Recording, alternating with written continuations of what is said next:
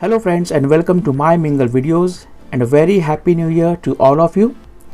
Friends, ये video है global Vipassana pagoda पे और इस प्लेस की क्या स्टोरी है और क्या इम्पोर्टेंस है वो मैं आपको वीडियो में आगे ज़रूर बताना चाहूँगा। तो फ्रेंड्स, हमने पगोड़ा विज़िट किया था एसएल वर्ल्ड की बर्ड पार्क सेंचुरी देखने के बाद, इसलिए यहाँ पे आने का जो रास्ता था वो बर्ड पार्क एरिया के राइट साइड से था। आपको थोड़ा डिटेल में एक्सप्लेन करता हूँ ताकि आपको समझने में थोड़ी आसानी हो। हमारा लास्ट वीडियो था बर्ड पार्क सेंचुरी का, जो इसी जगह पे है, मतलब वाटर किंगडम, बर्ड पार्क और पगोड़ा, यहाँ पे आने का जो फेरी रूट है वो सेम है। तो हमने बर्ड पार्क करने के बाद वहीं से पगोड़ा विज़िट किया था। ये है बर्ड पार्क का एरिया और राइट साइड से ये जो रास्ता जा रहा है वो जाता है पगोड़ा के लिए। तो सबसे पहले फ्रेंड्स हम ये जान लेते हैं कि हम यहाँ पे पहुँचे कैसे और इसका कंप्लीट रूट क्या है। इसका कंप्लीट एड्रेस है, करेक्ट एड्रेस है global Vipassana pagoda road, Gorai village, west, Borivali, Mumbai, Maharashtra 4092। और इसके जो टाइमिंग्स है वो है Monday to Sunday 9 AM to 7 PM। तो सबसे पहले आपको वेस्टर्न रेलवे साइड से ट्रैवल करना होगा और आपको बोरिवली स्टेशन पे उतरना होगा। बोरिवली स्टेशन से आपको वेस्ट में जाना है। तो हम यहाँ पे प्लेटफॉर्म नंबर 3 पे उतरे थे और यहीं से हम लोग वेस्ट साइड पे बाहर निकल गए। अब देखो फ्रेंड्स, यहाँ से आपको बस भी मिलेगी और रिक्शा भी मिलेगी। बस मिलेगी लेकिन उसको कितना टाइम लगेगा ये हम बता नहीं सकते, इसलिए हमने क्विकली यहाँ से रिक्शा पकड़ ली और हमारा टोटल हुआ 150 रुपीज़ बोरिवली जेटी तक। यहाँ से आपको शेयरिंग रिक्शा भी मिल सकती है। शेयरिंग रिक्शा का पर पर्सन होता है ₹40। तो अगर आपको कोई जल्दी नहीं है तो आप शेयरिंग रिक्शा से भी आ सकते हो, लेकिन आप ऑलरेडी एक ग्रुप में हो, 3 जन हो, तो मैं सजेस्ट करूँगा क्विकली आप रिक्शा पकड़ के 150 रुपीज़ पे करके बोरिवली जेटी पहुँच जाओ। तो अब हम यहाँ पे बोरिवली जेटी ऑलरेडी पहुँच गए। तो यहाँ से अभी आपको मैं बताऊँगा कि टिकट्स कैसे बुक करते हैं और फेरी कैसे पकड़ते हैं। तो ये है बोरिवली जेटी का फेरी टिकट काउंटर जो ओपन होता है 9:30 AM को। यहाँ पे आपको एक बोर्ड दिखाई देगा जिस पे सारा इन्फॉर्मेशन लिखा हुआ है। यहाँ पे फेरी टिकट प्राइस भी है। तो फेरी टिकट प्राइस है 100 रुपीज़ रिटर्न जर्नी के साथ। इसका मतलब कि आपको रिटर्न आते वक्त फिर से फेरी टिकट निकालने की ज़रूरत नहीं है। इस क्यू में आपको हो सकता है बहुत ज़्यादा टाइम जाए, तो आप थोड़ा सा जल्दी आना। ये 9:30 बजे जैसे मैंने कहा था ओपन होता है, तो जल्दी आके टिकट्स निकालना। हमारे टिकट्स निकल चुके हैं और अब हम चलते हैं वे टू फेरी राइड के लिए। यहाँ से सीधा चल के जाना है हमें फेरी राइड के लिए। ये बाजू में आप जो देख रहे हैं ये है बोरिवली की खाड़ी, जिसको हम गोराई खाड़ी भी बोलते हैं। यहाँ पे फ़िलहाल लो टाइड चल रहा है इसलिए यहाँ पे पानी कम है। और यहाँ से आपको चल के 7 to 10 मिनट्स ऑफ वॉक है। तो 7-10 मिनट्स आपके बहुत आसानी से निकल जाते हैं क्योंकि यहाँ का एनवायरनमेंट और क्लाइमेट काफ़ी रिफ़्रेशिंग है। और ये दिसंबर का सीज़न चल रहा है तो काफ़ी चिलिंग भी है। तो आप बहुत अच्छी तरह से मस्ती करते करते अपने फ्रेंड्स के साथ या फैमिली के साथ आराम से फेरी राइड तक पहुँच जाओगे। तो सामने अपने को अभी दिख रही है अपनी फेरी वाइट कलर में। तो इस फेरी में आपको टिकट्स दिखाने हैं और आपको इस फेरी राइड में एंटर करना है।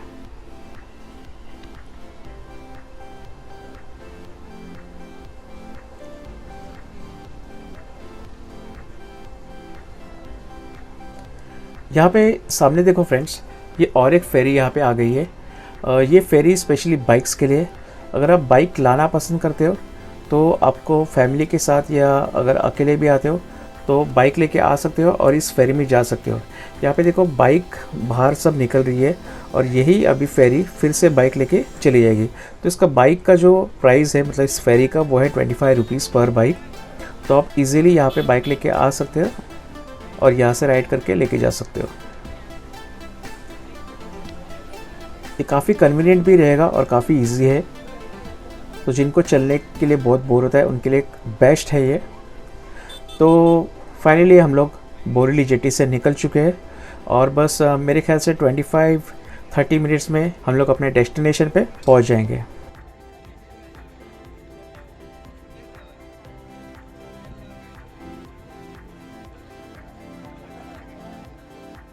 तो यहाँ से जाते जाते हमें ग्लोबल विपासना पगोड़ा का एक डोम दिखेगा जो गोल्डन कलर में है और बहुत ही ज़्यादा ह्यूज है।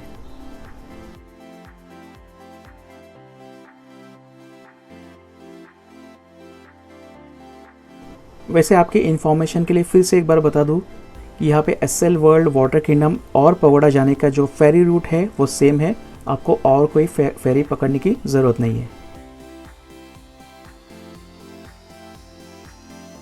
तो फाइनली हम यहाँ पे डेस्टिनेशन पे पहुँच गए। जैसे मैंने कहा था यहाँ पे लो टाइड है, तो हमें 7 to 10 मिनट्स ऑफ वॉक फिर से करना पड़ेगा, जो अगेन बोरिंग नहीं है, इंटरेस्टिंग है, क्योंकि यहाँ का क्लाइमेट काफ़ी चिलिंग है।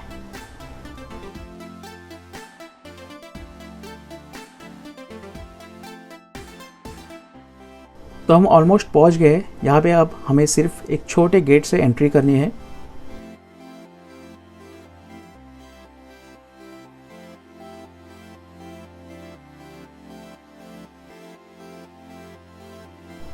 यह है वो गेट, हम एंटर हो चुके हैं। और अब यहाँ पे फ्रेंड्स देख लो, पब्लिक जो लेफ़्ट में जा रही है वो जा रही है पगोड़ा के लिए, और राइट में जा रही है वो जा रही है वाटर किंगडम या बर्ड सेंचुरी के लिए। तो हमें जाना है लेफ़्ट में। यहाँ पे एक साइन बोर्ड भी है जहाँ पे आप देखोगे staff entry and global Vipassana pagoda left में है और water kingdom and bird sanctuary right में है। तो हम लेफ़्ट में आ चुके हैं, और यहाँ से लेफ़्ट में आने के बाद यहाँ पे अगेन एक छोटा सिक्योरिटी गेट है, वहाँ पे आपको फेरी टिकट्स दिखा के यहाँ से एंट्री करनी है पगोड़ा के लिए।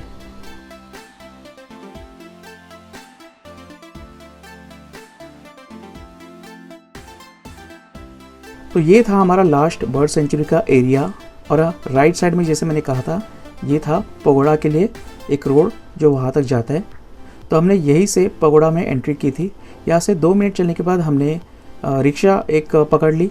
रिक्शा वाले ने हमसे 100 रुपीज़ लिए पगोड़ा के गेट तक।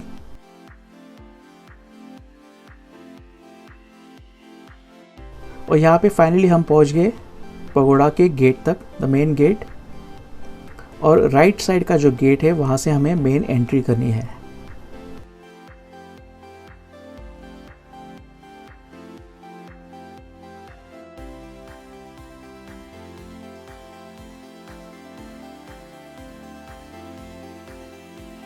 तो ये है इसका फर्स्ट लुक।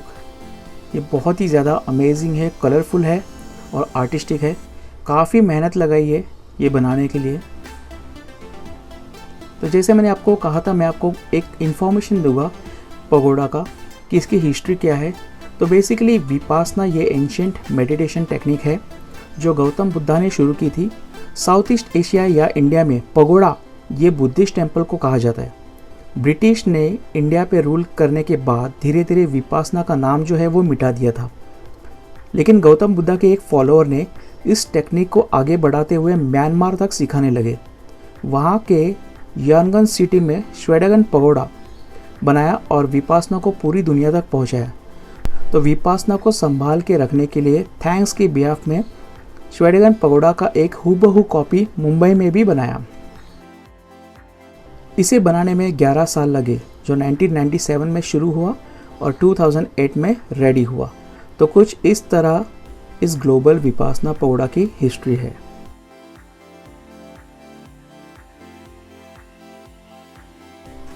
तो यहाँ से अभी हमें जाना है ऊपर लेफ्ट साइड से। ऊपर जाते वक्त हमें एक हॉल में पहले एंटर करना है। वहाँ पे हमारा एक छोटा सिक्योरिटी चेक होगा, जैसे कि बैग चेकिंग एंड ऑल। तो यह हमारा सिक्योरिटी चेक हो गया है। अब आगे बढ़ते हैं।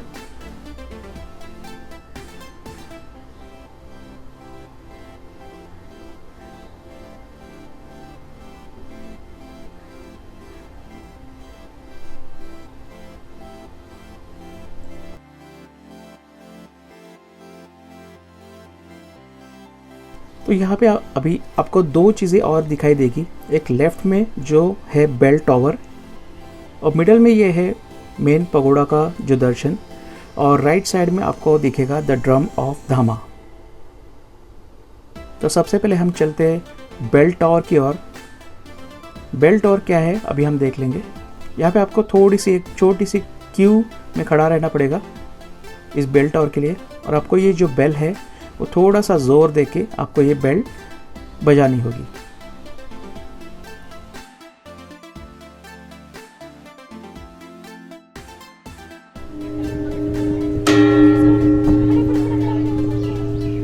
आपको शायद 1, 2 या 3 बार ट्राई करना पड़ेगा।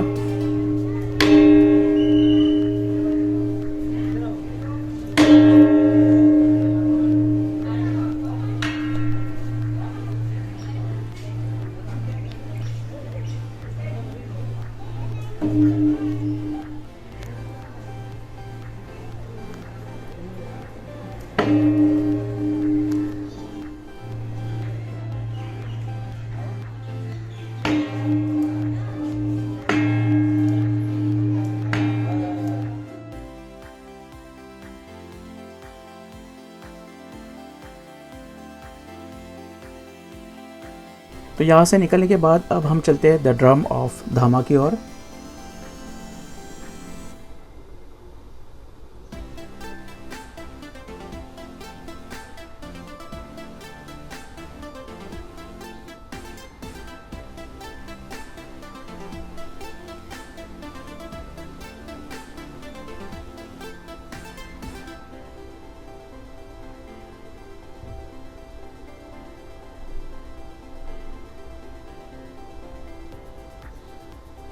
यहाँ पे एक इन्फॉर्मेशन मैं आपको देना चाहूँगा, स्पेशली फीमेल्स या लेडीज़ के लिए, जो मैंने सुनी थी।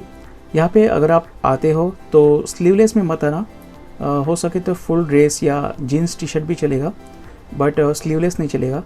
तो ये मैंने सुना था कहीं से कि यहाँ पे अगर स्लीवलेस पहनते तो थोड़ा सा एंट्री में थोड़े रिस्ट्रिक्शंस आ सकते हैं। वैसे ये लोग शायद कुछ उनका सॉल्यूशन भी है यहाँ पे, बट नॉट श्योर एग्जैक्टली क्या है। तो बस वो ध्यान में रख के यहाँ पे विज़िट करना।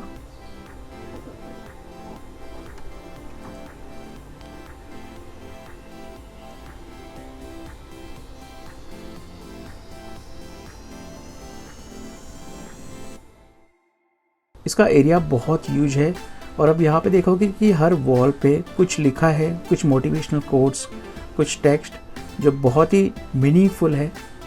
अब ये पूरा एरिया आराम से देख सकते हो। मैं सजेस्ट करूँगा आपको यहाँ पे कि समर सीजन्स में मत आओ, क्योंकि यहाँ पे काफ़ी धूप रहेगी। तो फैमिली के साथ, छोटे बच्चों के साथ अगर आप आओगे तो हो सकता है थोड़ी सी तकलीफ़ आपको हो। यहाँ पे या तो आप बारिश के सीज़न में आओ, चिलिंग क्लाइमेट रहेगा, या तो फिर दिसंबर जैन में। आई थिंक ये बेस्ट मंथ है यहाँ पे विज़िट करने के लिए।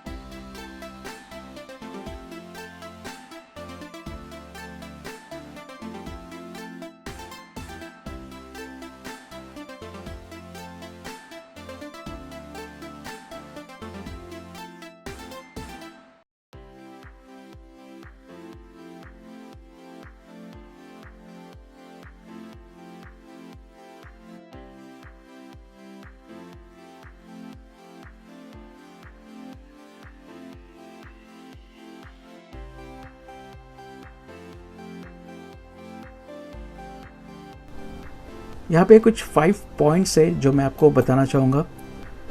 5 मेन इन्फॉर्मेशन आप कह सकते हो।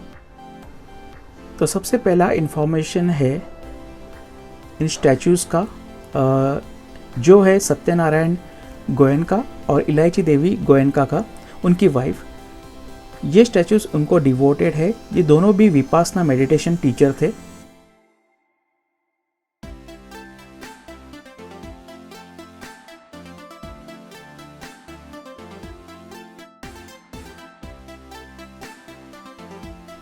यहाँ पे आपको एक छोटा गार्डन भी मिलेगा, तो आपको अगर रिलैक्स करना है और बच्चों को थोड़ा खेलना है तो यहाँ पे आप आराम से खेल सकते हो।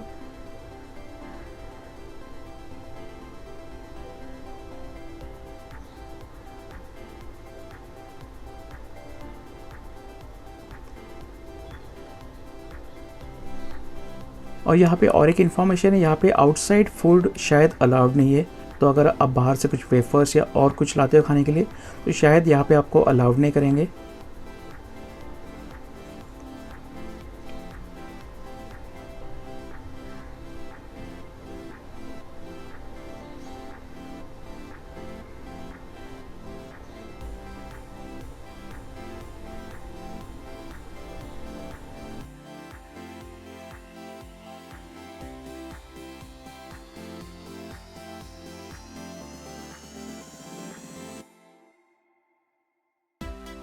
फिर नेक्स्ट पॉइंट है अपना पॉइंट नंबर 2, वो है एम्पी थिएटर।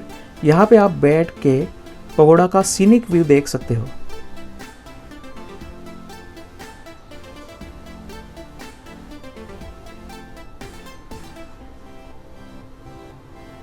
फिर आता है point number 3, the wheel of धामा। इसका मीनिंग है concentration, ethics and distance which is essential part in teaching of Buddha.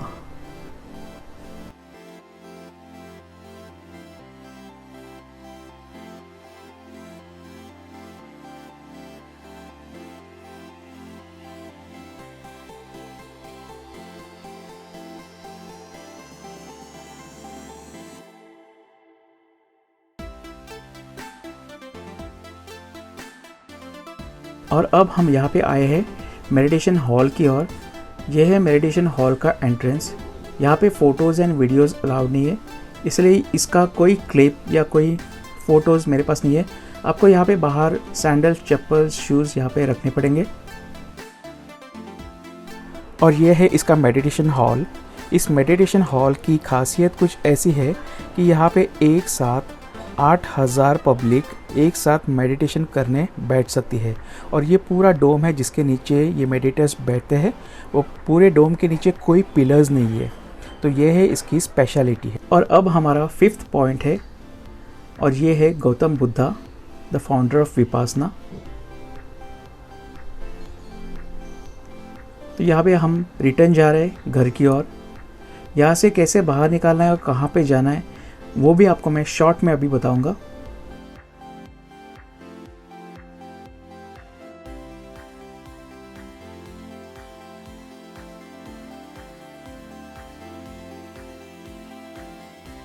आपको यहाँ से नीचे उतरते ही आपको लेफ़्ट में जाना है। लेफ़्ट में जाते ही आपको इसी रोड से जाना है चल के। शायद 20 या 15 मिनट लगेंगे। आप आराम से धीरे धीरे चल के जा सकते हो, क्योंकि यहाँ पे कोई व्हीकल नहीं मिलेगी जो आपको वहाँ तक लेके जाए। बेसिकली ये रूट जाता है जहाँ से हमने पगोड़ा का एंट्री किया था। तो यहाँ पे फेरी का लास्ट टाइमिंग भी लिखा है 6 PM का, तो आप इस हिसाब से आप थोड़ा सा जल्दी निकल जाना। तो फ्रेंड्स, यहाँ का अगर वीडियो आपको अगर पसंद आया हो तो please like, share and comment and take care. मिलते हैं हम नेक्स्ट वीडियो में। Bye bye.